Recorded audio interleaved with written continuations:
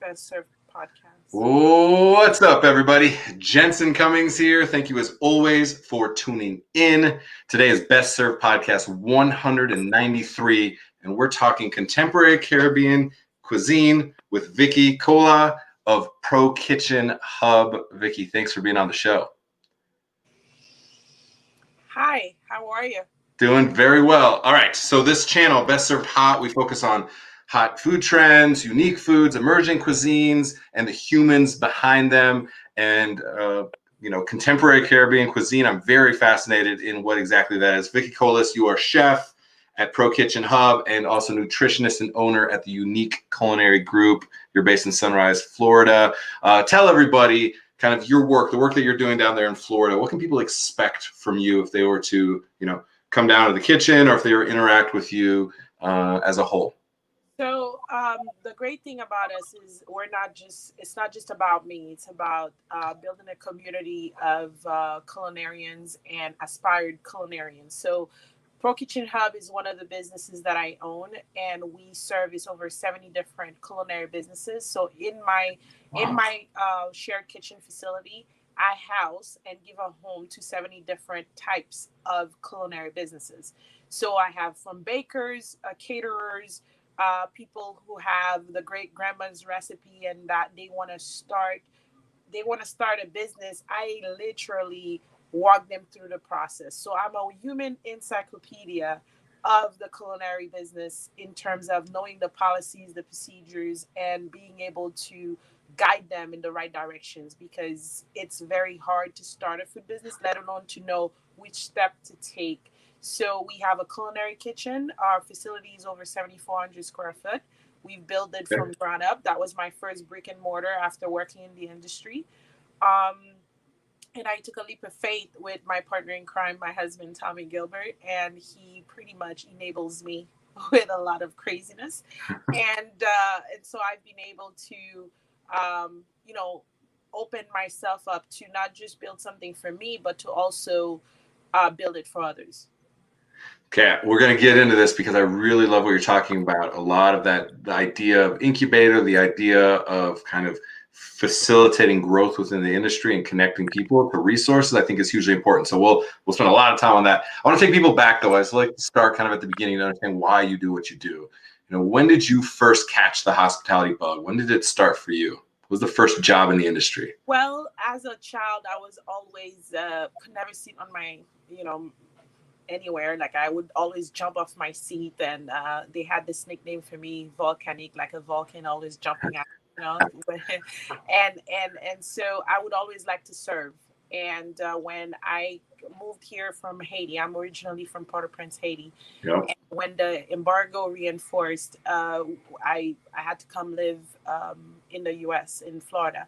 And after finishing high school, I had to choose what I wanted to do. And like most people, you don't know where you belong. But I noticed that every time someone had a party, I wanted to cook for it. And I was like, oh, I'll do it. I'll do it. I just knew how to cook because I would get in trouble back home hanging out with the cook or somebody who was cooking, and I would get in trouble because we were raised very strict back home. And so um, following doing a lot of leadership programs in high school, I chose to go to hospitality.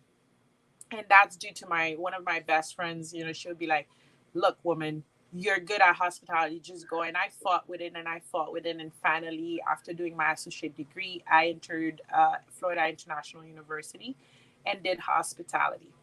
And from there, I studied volunteering. So I could say that Wow. my career was shaped with volunteering and trying to get to know different aspects of the world by through volunteering. And I ended up at the Wine and Food Festival, the South Beach Wine and Food Festival. Big one. And the more I cooked, the happier I was. And while finishing my bachelor's and having my first child, I ended up enrolling in a culinary school program and doing 18 months of it. So I graduated from hospitality, from the restaurant industry, and then continued on with culinary. So that's how my career shaped. And the more I volunteered, the more I found my way to where I am today. Which is I left the corporate America about 15 years ago. while doing stages here and there in different places. But I knew that as a woman in the industry, there was not much space for me. And I was more of a rebel. So the more people told me no, so I have to thank all those who said no to me countless times. And that allowed me to become a beast and creating my own realities. Hence, I own a culinary studio and I could do whatever I want. So, and I'm not trying to sound I cocky, but love it. it Keep is what it going. is.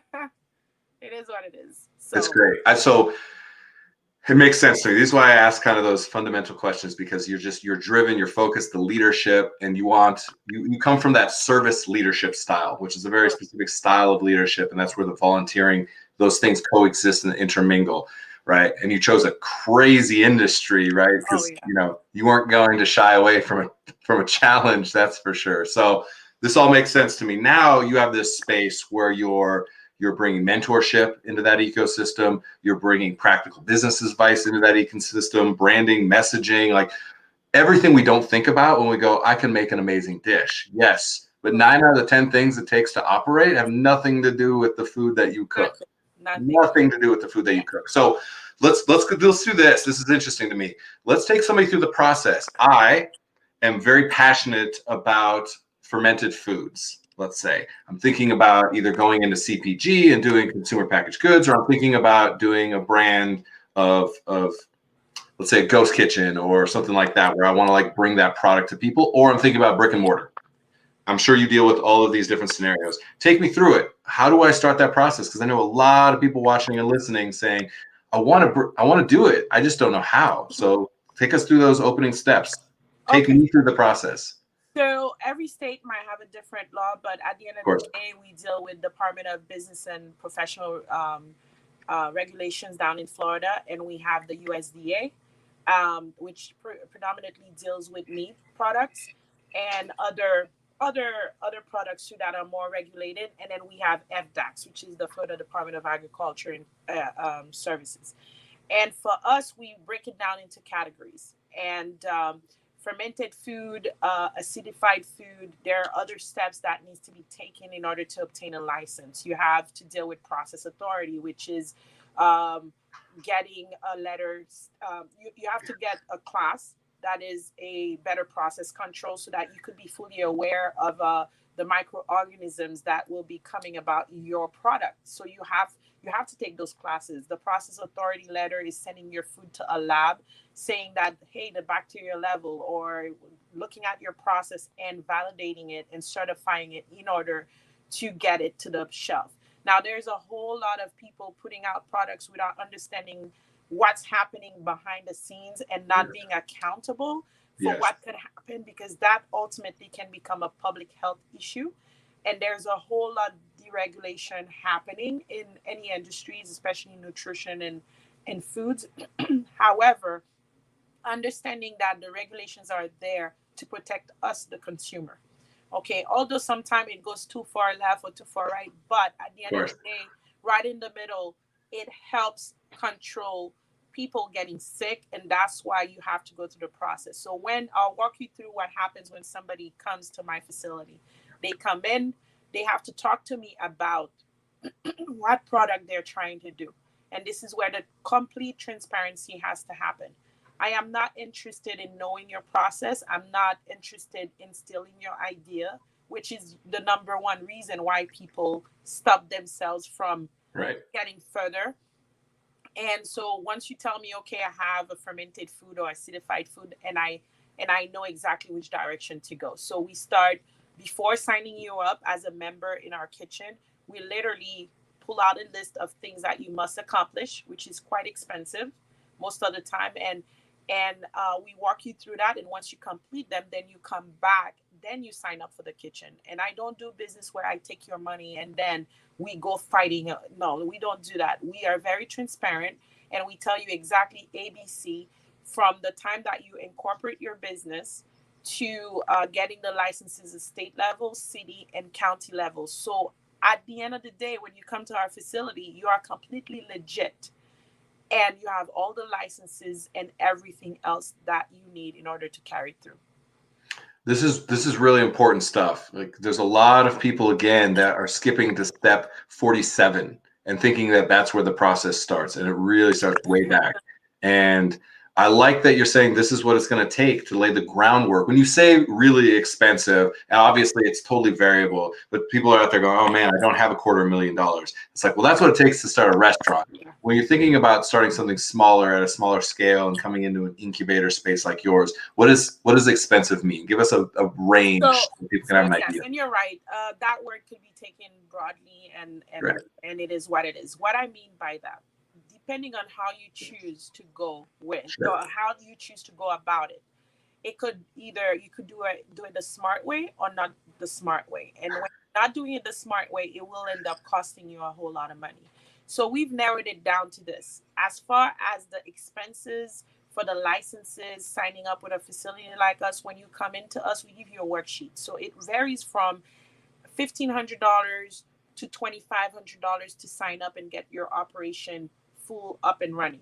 However, when you have those complicated products, this is where the expenses starts. Meaning, the system is not built for small artisanal and gourmet foods like ourselves. The big companies, they dominate the industry. And there's a certain illusion that we live with, thinking that, well, my mother's hot sauce was great. Well, you got to be ready to compete with 10,000 or 10 million other hot sauces that have more funding than you. Yeah. And you have to have a certain reality ingrained in you. And that's why people love and hate me at the same time. I love you. Because when you come to me, I have what I call a come to Jesus meeting with you. And I sit down and I often take what ideas you have, I break it down, and I play the devil advocate to show you every angle. And it might discourage you along the way. And I pause and I say, don't get discouraged, because often the greatest idea, you have to step out of your love for it and your ego in order to make sense of it. Because if it doesn't make money, it doesn't make sense. So you could take yourself on the journey of, oh, I have this great product, and after $100,000, come to find out that it's not gonna work. So I'm Yeah. sorry. I'm just like, and I tend to, people either stay around me or level headed, or they run the opposite way. And I have no other way to say it. It's just the reality. And That's what we need, Vicky. We absolutely need this. We are in an industry that creates a lot of false environments. correct. We're in the business of creating experiential moments for people.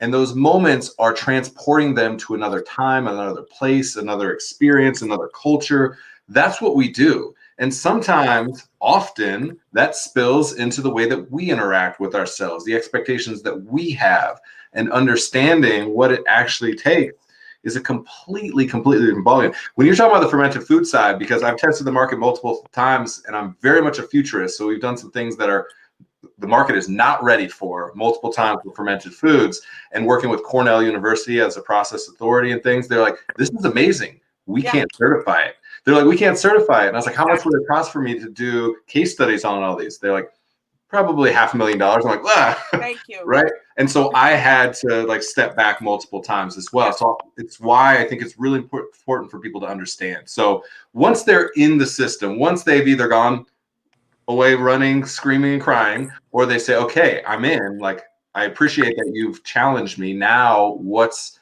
next for them? They're working on the process, they're in it, they've got the foundation, they understand the business because you are in the food business, Hmm. and now they're going to try to bring their product to market. What are the couple of other top things that we forget as kind of chefs, restaurant people, when you're thinking about actually bringing the product to market? Once you've got, again, the licensing, the foundation, the process, all of that's locked. Mostly, I think I'm talking about marketing.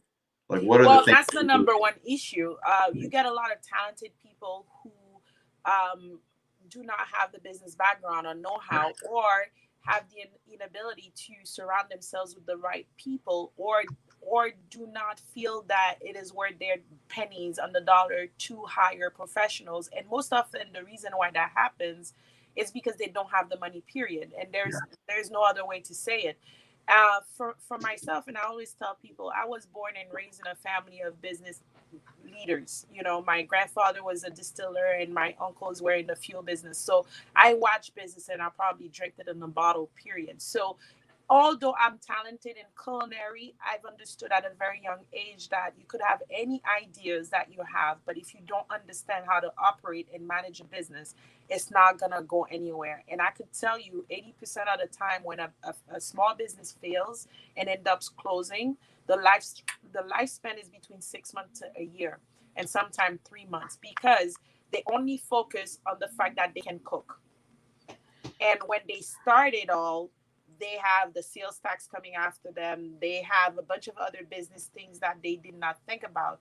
And then they undermine the amount of money they need to begin with. So when you talk about marketing, what sets me apart from most is because I understood at a very early stage that brand equity was the way to go.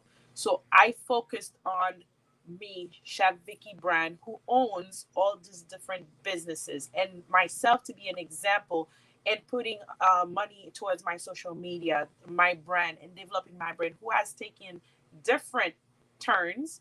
However, always focus on who I am and my brand and what my brand stands for.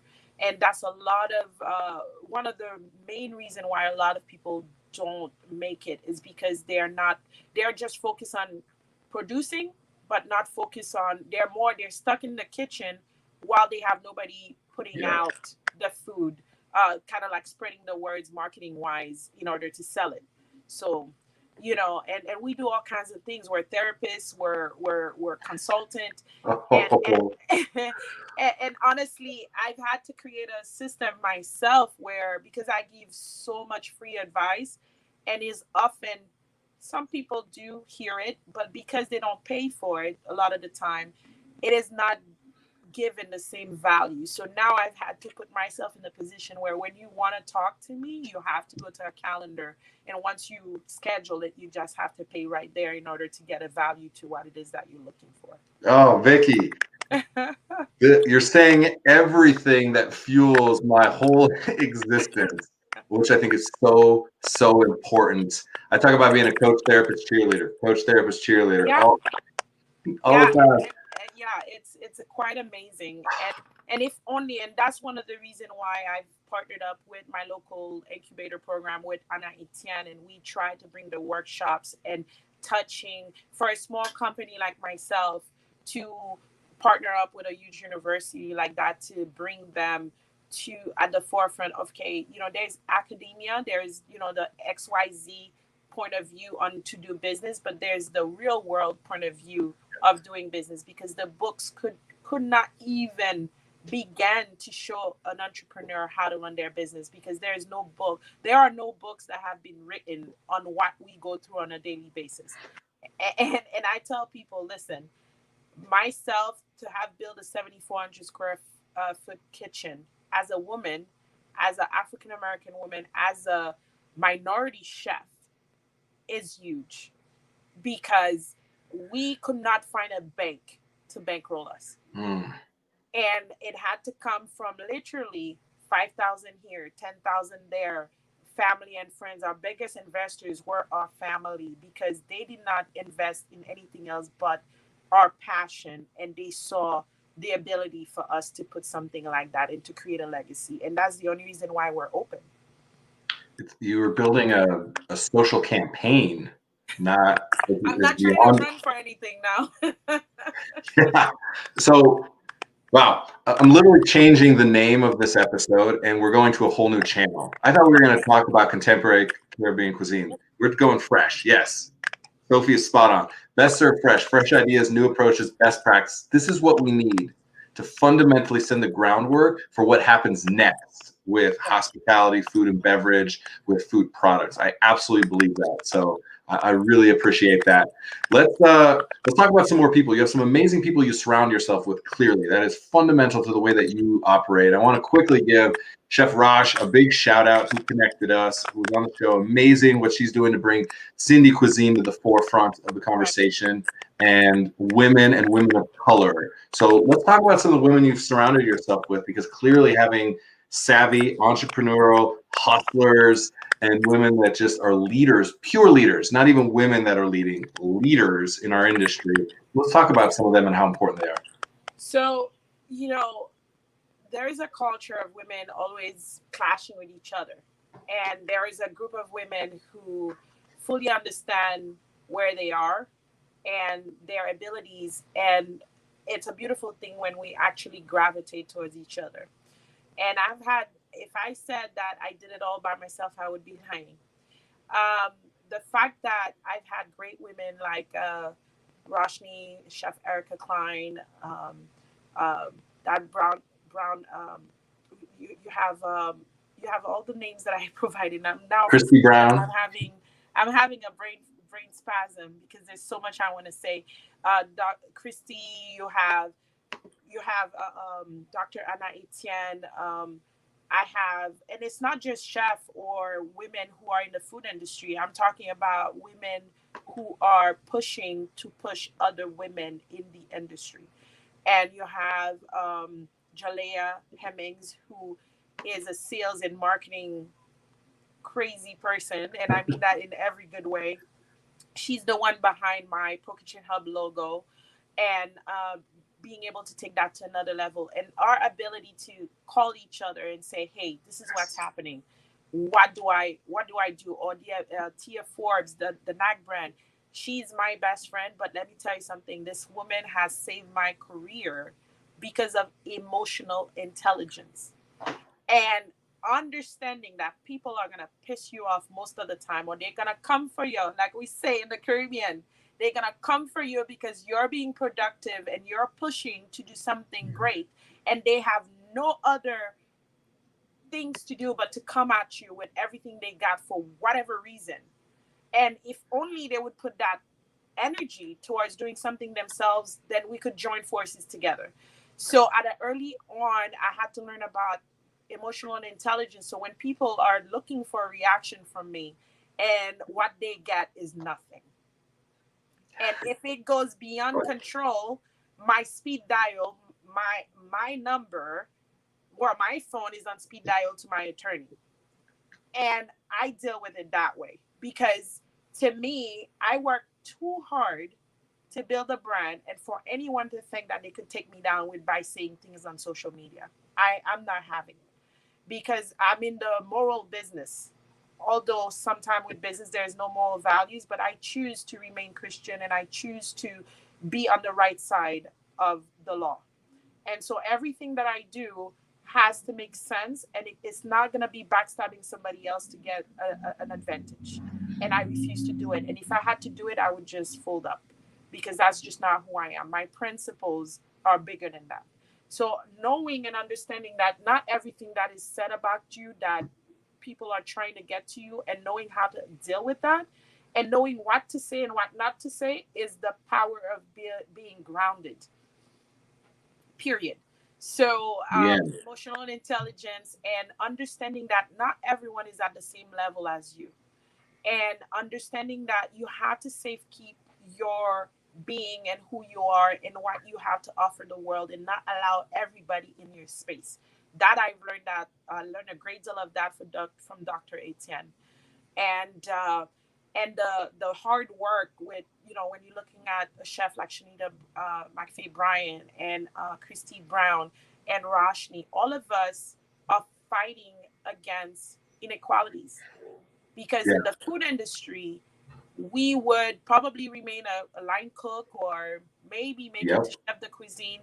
And if you choose to have children, oh my gosh, there's no space for you pretty much, because you can't manage the two. And it's not just because of people discriminating against you, it's also because life happens, you know and so for me, these women are my go-to. It's about 10 of them that I go to, and I know I can pick up the phone and say, woman, listen, this is what's happening.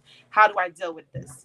And my attorney, Jihan Elise from Elise Law Firm. And so these women are my transcenders, and they are the group of women that I go to. And a lot more that perhaps I'm not mentioning their name right now that has come along the way. And it's a beautiful thing when actually women start hating on each other and work with each other, we pretty much hold the world by the you know what.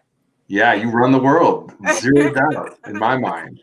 That's just my passion, and honestly, I have to say my family, to have believed in me, especially my husband, because as a strong black woman, if my husband had any type of sense of inferiority or feel that I was above him in academia or anything, my husband is a scientist, and he had no business being my dishwasher, my loader, my everything, my operational manager or anything like that. And because his ego is not in it, he has been able to push me as a person, and he's okay. He always tells me, I'm your number two, it's fine, I don't have to be number one. And so having a group of people like that surrounding me, that has been the essence of my success. Tommy, you are what we call unsung hospitality heroes. We talk a lot about those are the people in the trenches really making it happen, the line cooks. Yes. It also takes family and support and the people that are willing to grind with us and deal with our bullshit at the end of the day and all of it. So like truly grateful. My wife Betsy, her Instagram handle used to be Chef's Wife Betsy because it was an extension of this is your lifestyle. And to have that level of support is so, so important. So Tommy, I appreciate you, my friend. Thank you so much for being the dishwasher and the buster, whatever it takes. My I, craziness. I want to understand your position now. We're not going to talk about Caribbean food, but I want to talk about Caribbean culture for just a couple minutes, give you the floor to what are you trying to present? Clearly strength and community is at the bedrock of everything that you do. So I feel like that's what you're trying to express when you are presenting Caribbean cuisine. The dishes themselves are the representation of that. That's my guess. Talk about that a little bit and maybe just touch on one dish that like really is a gateway to allow people to understand your culture. So, with the food in the Caribbean, just like Southern foods, it's linked to a lot of history. And for us, being the first Black republic to be free or to transcend Right. the abolition of slavery, or so we thought, um, I I live by, again, certain strict principles that those who fought for the freedom or for to ending slavery, which Haiti was the first Black republic to be free, we've paid a great deal for daring to be free um, post slavery. Haiti is the way it is because we are still dealing with all the sanctions that were set forth into that country in order to basically crush us because we dared to free ourselves, and we had to pay billions of dollars to the French because we dared to be free. And so when you wrap your head around that, I'll touch base on one dish that says it all culturally.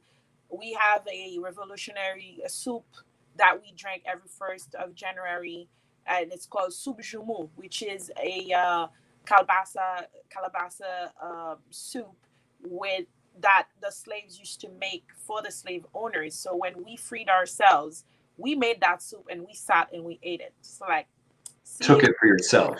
exactly, to prove that, hey, we did it. And by being the first Black republic to be free, we transcend uh I mean, think about if back then we had YouTube or FaceTime or the technology that we had, the word would have traveled. Today America is very fast, that there is an island that just abolished slavery, and everybody would have picked up on it faster than how long it took for other countries to pick up on it. And Haiti, although not mentioned all the time, always we get pushed down, but people don't realize that we played a big role into transcending that whole abolition of slavery. So with the Caribbean cuisine, I grew up in a very rich culture, although very French influenced, because we were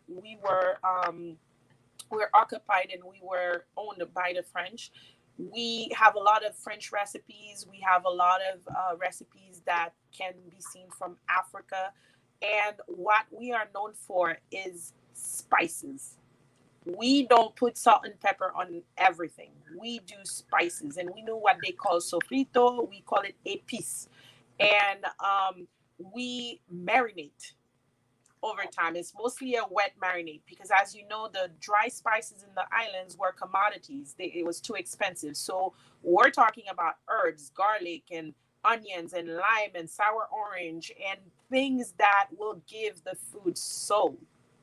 When you think of making of something out of nothing, that's what our food brings to the playing field. And when you think about Christopher Columbus, whom they celebrate so much, we think about when he came for gold, he found spices also, and that was our goal, beyond the gold.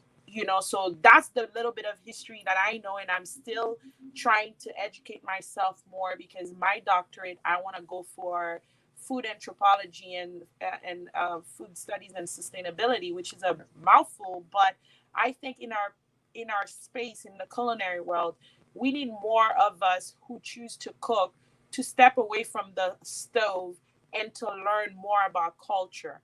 And another brother who's doing a great work is Chef Chef Mitchell's in I believe North Carolina. Don't get South me Carolina. Chef Kevin wrong. And Mitchell's he's been on doing several great times. with Yeah. Southern cuisine. And he gave me an hour of his time the other day, because I told him, I'm like, bro, I want to do my PhD, but I think my family is gonna disown me if I start talking PhD right now, because I've been in school forever. And it's not like I like school. You're talking to someone who, when she started school, because of some learning disabilities, it was not easy for me to take testing, but I fought through it. And so for me to tell you I'm even thinking about my PhD, it's like, but I had to, the biggest day of my life in the food industry is when I had to come to terms with, Vicky, you have too much knowledge to stay behind the stove. You can cook, you can do consultation, you can create content, but it's time for you to fold that catering business thing and to be more of service for the food industry by eventually becoming a professor to teach cultural foods. Because when I went to culinary school, there was barely Southern cuisine, but you had European, you had Mediterranean, you had everything. You had the most Caribbean cuisine that we learned was Key West, conch fritters.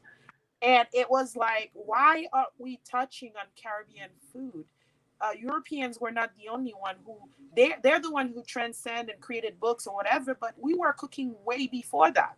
So why aren't we learning Caribbean cuisine? So just to touch a little bit on my Caribbean contemporary is basically taking the essence of my Caribbean flavors and bringing it in a contemporary way in order for it to cross over. That's all it is for me, and I've created that for myself. And because I couldn't find my voice as a chef, because everything is like, you have to pay your dues, you have to follow what everybody is doing. And if I didn't get trained by Jean Georges or Thomas Keller or whatever, I was considered a nobody. So unless you had a few names to drop here and there, which there's nothing wrong with that, but my cuisine is me. It's my representation of what food is. So why is it that I have to be under? I mean, it's great to get. I'm not bashing it. Don't get me wrong. But if that wasn't my route to begin with, why am I deemed less than? Why am I deemed less than? There's no answer So to that. It's such a to me, I systemic created my problem. own path. I really, it's all about being authentic and being able to be within your truth and to be comfortable with whatever it is. So I apply my French culinary techniques to my Caribbean cuisine. And uh, people who would comment on my food, it would be very subjective, because if they don't know that space, how can you comment on my food? So there's space for a lot more than that. It's not just about French techniques and stuff like that, because trust me, my grandmother could still not take, I mean, she would be doing it with her hands or doing it from the heart, and there are no recipe written. So that's basically. That's I it, don't know if I Vicky. answered your question overall, but I think kind of went on a tangent. But Perfect. Perfect episode. And we got some like sound issues right now, so I'm so glad that I had to speak almost not at all. And you got to hold the floor because it was amazing. Thank you for the leadership, and thank you for being on the show. Truly grateful. Thank you for having me. I appreciate it. All right. Have a great day. Keep doing what you're doing.